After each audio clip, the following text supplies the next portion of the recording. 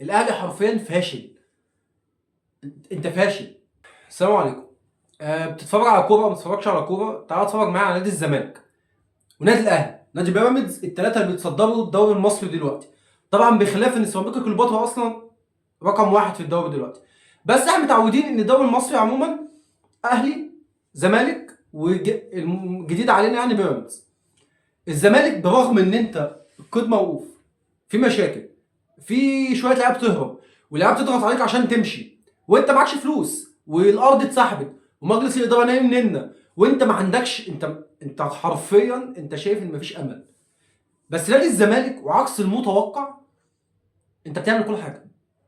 انت بتنزل تلعب وبتكسب، بتلعب المصري وبتكسب. المصري اصلا راح عمل صفقات انت ما عرفتش تعملها.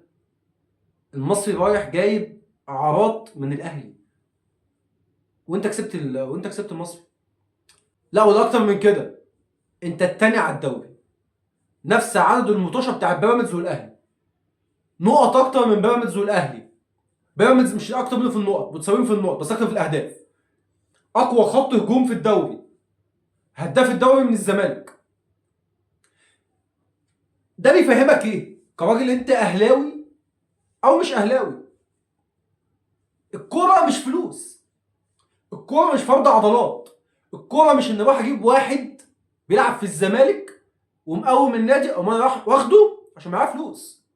طب خدته عملت بيه ايه؟ انت لبسته، لبست زيزو ولبست بن شرقي، حتى امام عاشور يا جدع رحت خدته بفلوسك.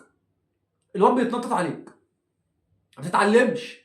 يعني كهربا رحت خدته وخدته، انت خدته عقوبات وهو ما بيحضرش ومشاكل وخناق. طب انت يا ابني ما بتتعلمش، ما بتفهمش. يعني انت في 2020 رحت لعبت معايا نهائي القرن على نهائي افريقيا وانت كسبت، قمت ممشي الفرقه اللي انت كسبت بيها ورحت تاخد في بيت انا. طب ما انا اللي اتغلبت، انت عبيط. يا جدعان، الاهلي حرفيا فاشل. انت فاشل. انت صفقاتك الاخيره كلها ايه؟ امام عاشور، زيزو، بن شرقي، رضا، احمد عيد. انت ليه رايح تجيب اللعيبه اصلا اللي كانت خسرانه نهائي؟ اللعيبه اللي كانت معاها بتخسر، انت جايبهم ليه؟ ايه العقليه يعني؟ ايه الهدف اللي انت عايز توصل له؟ انت يا جدع، انت لما اتزنقت رحت رجعت تريزيجيه. انت مجنون يا اسطى. بص، الكوره في مصر عموما بعد اللي امام عاشور عمله معاك دوت، لازم تفهم ان الاهلي مش كويس. البوم طخ اللي الخطيب بيعمله ده مش كويس. مش دي الكوره.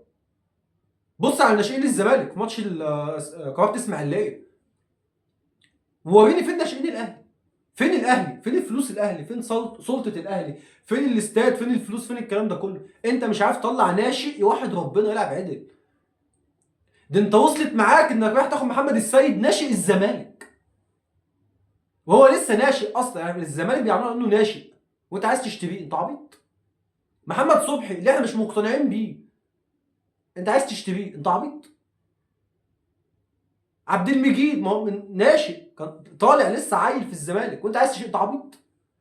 طب ما الناس دي معانا وبنخسر، انت تشتريهم وتعمل بيهم ايه؟ انت ما بتفكرش. يعني الزمالك مش اللعيب اللي في الزمالك مش حلو عشان هو حلو. اللعيب في الزمالك حلو عشان هو في الزمالك. لعيبه الزمالك مش حلو عشان هي مهاريه وبتعمل لا، هم عشان في نادي الزمالك. طلعه حطه في اي حته تاني مش هيعمل اللي بيعمله في الزمالك.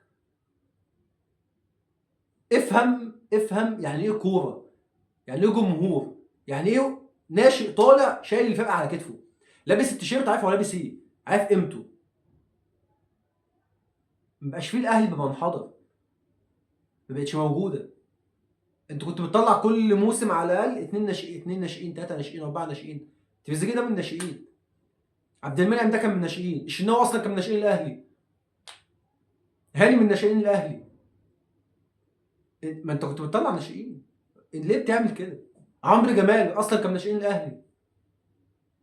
ده العجيبه يا جدع ان شلبي كان من ناشئين الاهلي. انت حرفيا، حمدي اللي بيلعب في الزمالك من ناشئين الاهلي. انت ما بتعرفش تحافظ على لعيبتك. انت عايز تجيب اللعيب جاهز وتلعبه. طب ما كله جاهز، طب ما جاهز بجاهز، هو جاي ياخد فلوس. الاهلي ما عندوش الحته دي.